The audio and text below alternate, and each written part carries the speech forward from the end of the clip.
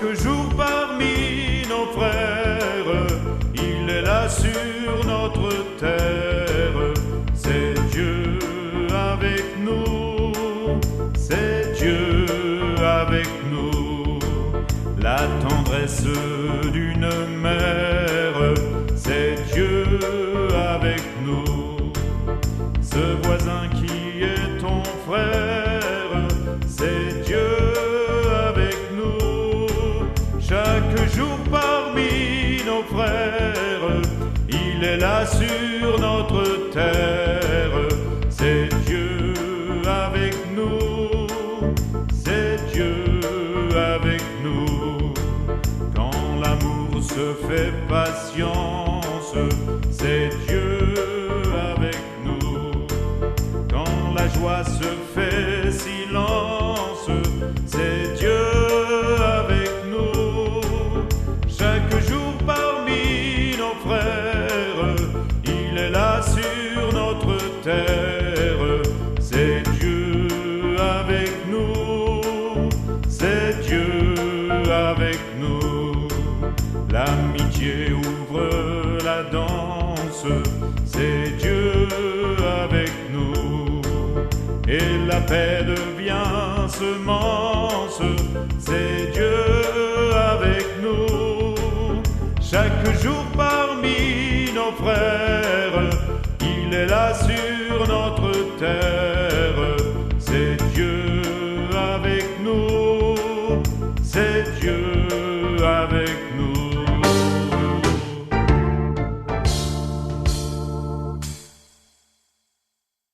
Bonjour et bienvenue à vous. Dimanche des Rameaux, et qui dit Rameaux dit entrée de Jésus à Jérusalem, début de la Passion, la mort est proche, c'est la Semaine Sainte, c'est bientôt Pâques. Aujourd'hui, avec l'équipe de préparation de ce culte, nous vous proposons une rencontre qui est assez insolite.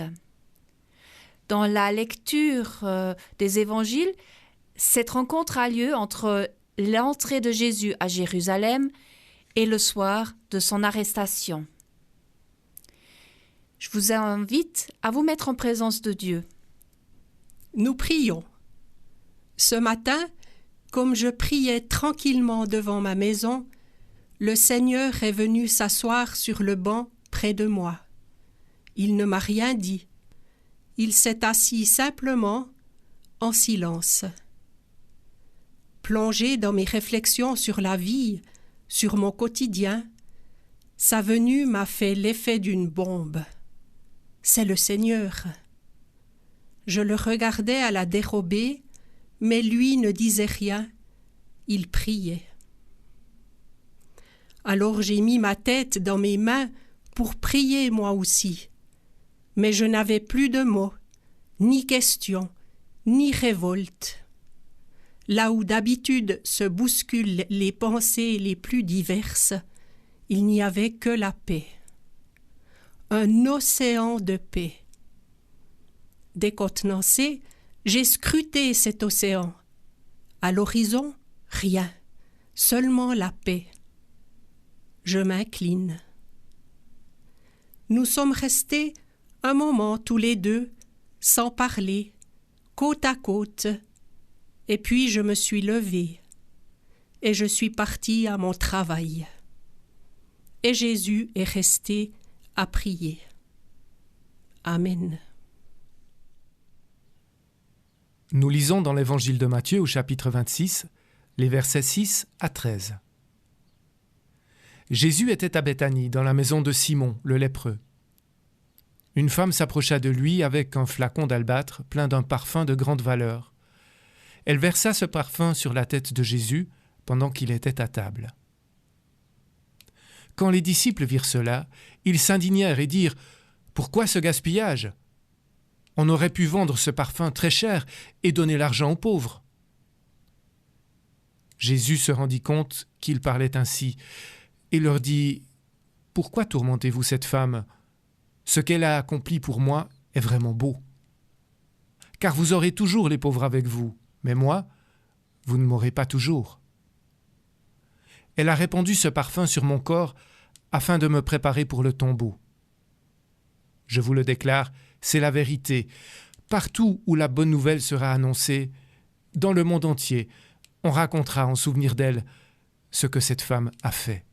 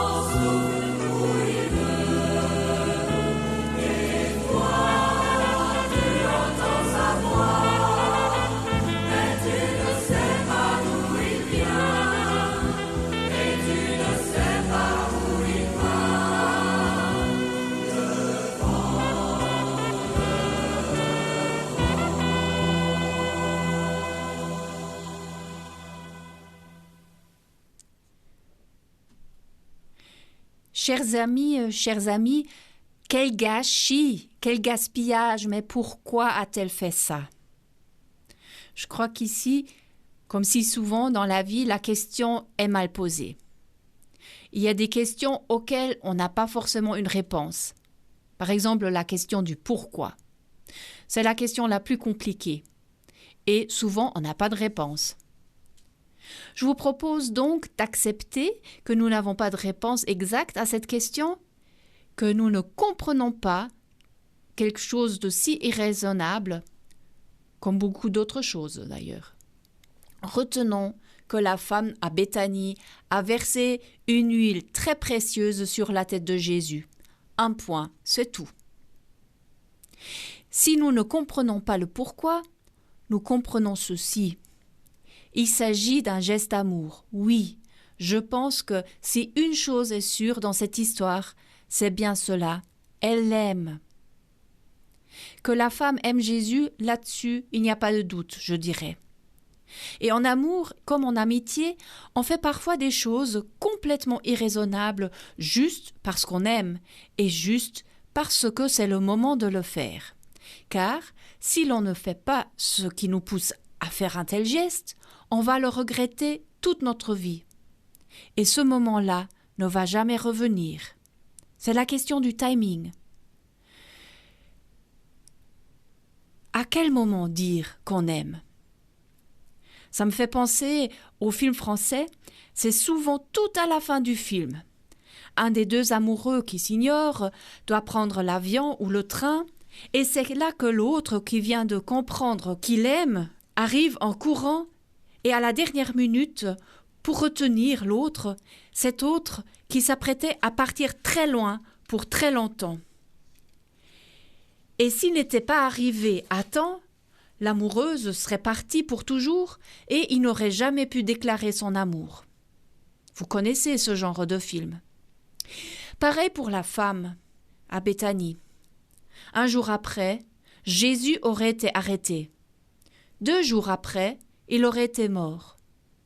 Il fallait que ce soit maintenant et pas plus tard. Maintenant. C'est maintenant que c'est urgent et c'est maintenant que c'est possible. Un point, c'est tout. Du coup, l'aspect qui dérange autant, la valeur énorme de cette huile, cet aspect devient très relatif. Elle aime de tout son cœur, de tout son être, et la valeur du parfum est juste à la hauteur de son amour. Si elle avait eu quelque chose de plus cher encore, elle aurait choisi.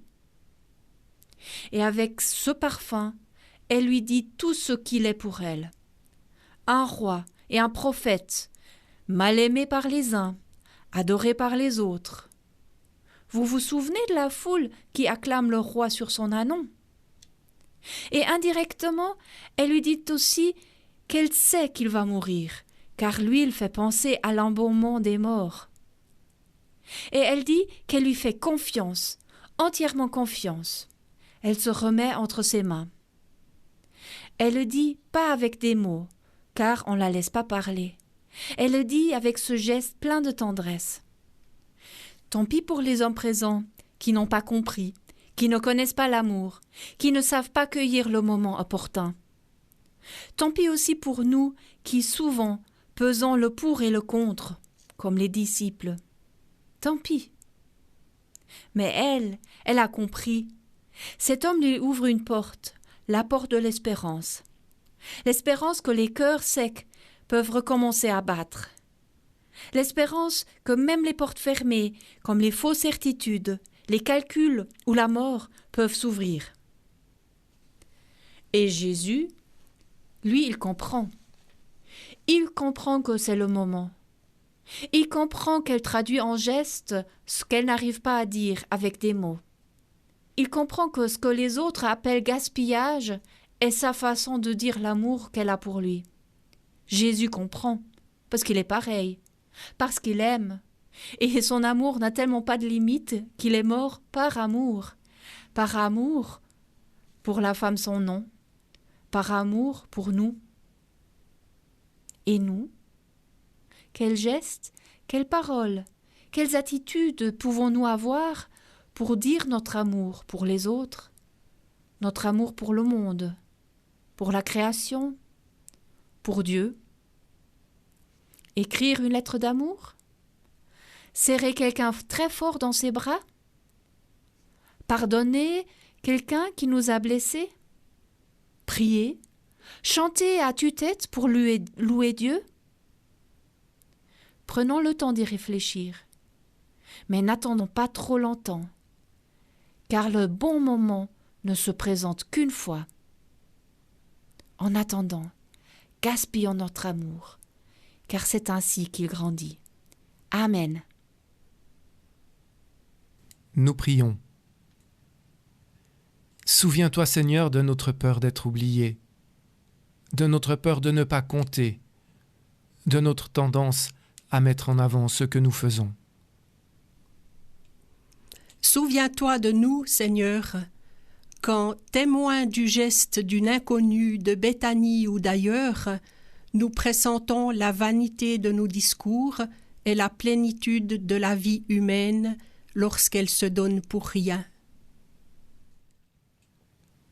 Souviens-toi de nous, Seigneur, quand tu fais halte dans la maison d'à côté, et que ta présence nous sollicite, car nous ne savons pas s'il est prudent de laisser parler notre cœur, sans retenue. Souviens-toi des êtres qui ressemblent à l'inconnu de Béthanie, les êtres sans parole, les êtres aux gestes d'or, les êtres qui proclament l'Évangile sans le savoir, autour de nous et loin de nous, partout où frappe la mort. Souviens-toi, Seigneur, des êtres qui nous ont aidés et qui nous aident à vivre, pour qu'un jour notre intercession soit aussi un geste d'adoration. Notre Père qui es aux cieux, que ton nom soit sanctifié, que ton règne vienne, que ta volonté soit faite sur la terre comme au ciel. Donne-nous aujourd'hui notre pain de ce jour. Pardonne-nous nos offenses comme nous pardonnons aussi à ceux qui nous ont offensés. Et ne nous laisse pas entrer en tentation, mais délivre-nous du mal, car c'est à toi qu'appartiennent le règne, la puissance et la gloire, au siècle des siècles. Amen. La collecte dont vous trouvez les références sur le site est en faveur de Pain pour le prochain, justice climatique maintenant, qui est la thématique de cette période de carême. Merci aussi à l'équipe qui a permis que cet enregistrement arrive sur le site. Merci à Marianne Vull, Christophe Dubois, François Gollet et Pierre-Michel Cotroneo. Et voici encore une parole de bénédiction. Partout où la bonne nouvelle sera annoncée dans le monde entier, on racontera en souvenir d'elle ce que cette femme a fait. Allons donc et gaspillons l'amour autour de nous en mémoire d'elle. Soyons bénis. Amen.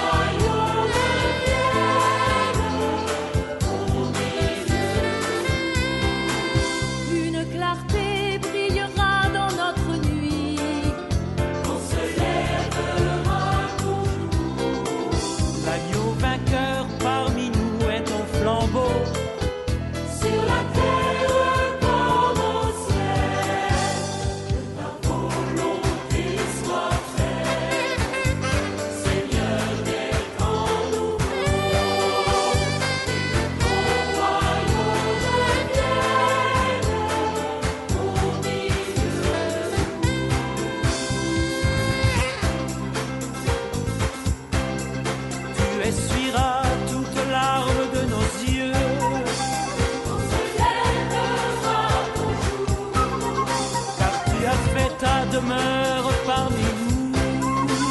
Sur la terre comme au ciel.